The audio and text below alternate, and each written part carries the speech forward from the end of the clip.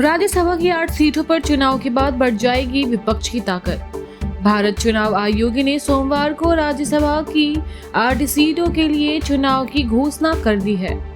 इन चुनावों से विपक्षी इंडिया गठबंधन की ताकत में 2 सीटों का इजाफा हो सकता है। आगामी 19 जून को वोटिंग होगी, जिसमें तमिलनाडु की 6 और असम की 2 सीटों पर चुनाव होंगे। ये सीटें राज्यसभा सदस्यों के रिटायरमेंट के कारण वाली खाली हो रही है। चुनावी साल में विपक्ष मोदी का 5वां बिहार दौरा तय। बिहार में इस साल होने वाले विधानसभा चुनाव को लेकर बीजेपी पूरी तरह से एक्टिव हो गई है। खुद प्रधानमंत्री नरेंद्र मोदी ने बिहार चुनाव की कमान खुद संभाल ली है। 29-30 मई को प्रधानमंत्री का बिहार दौरा होना है।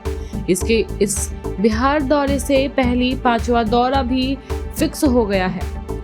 जून महीने में भी पीएम मोदी बिहार दौरे पर पहुंचेंगे। पूर्णिया एयरपोर्ट की सुरक्षा को लेकर बड़ा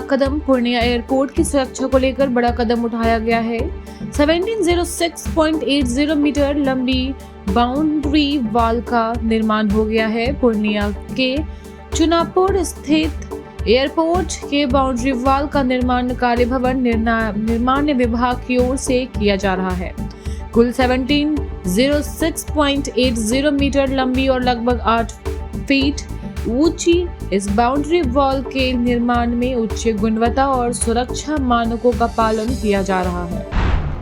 बिहार को 1.25 लाख करोड़ की पैकेज मिला नहीं या लूट गया। जनसुराज सूत्रधार बिहार बदलाव यात्रा के तहत मंगलवार को सिवान पहुंचे।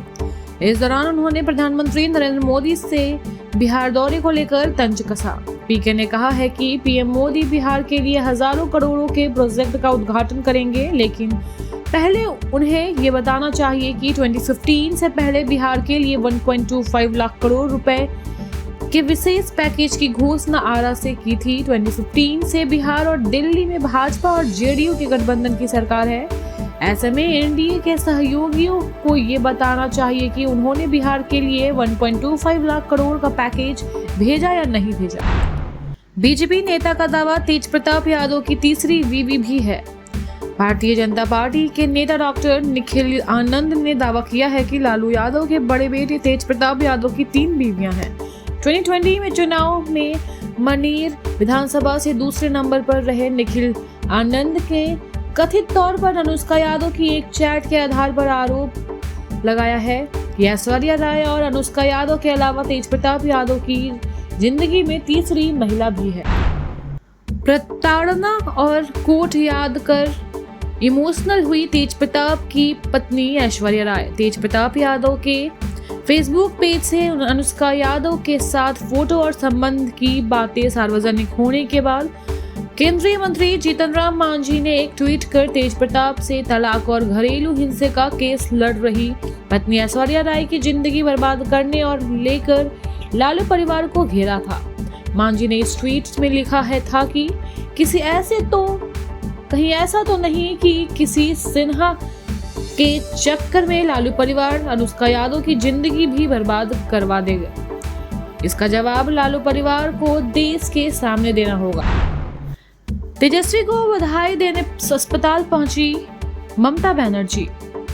आरजेडी नेता और बिहार के पूर्व उप मुख्यमंत्री तेजस्वी यादव दूसरी बार पिता बने। कोलकाता में पत्नी राजश्री ने बेटे को जन्म दिया। इस मौके पर पश्चिमी बंगाल की मुख्यमंत्री और एनडीए अलायंस की सहयोगी ममता बनर्जी भी शुभकामनाएं देने पहुंची। उन्होंने तेजस्वी और राजश्री को बधाई दी। साथ ही राजद चीफ लालू यादव को सेहत का हाल जाना और तबीयत का ख्याल रखने को कहा।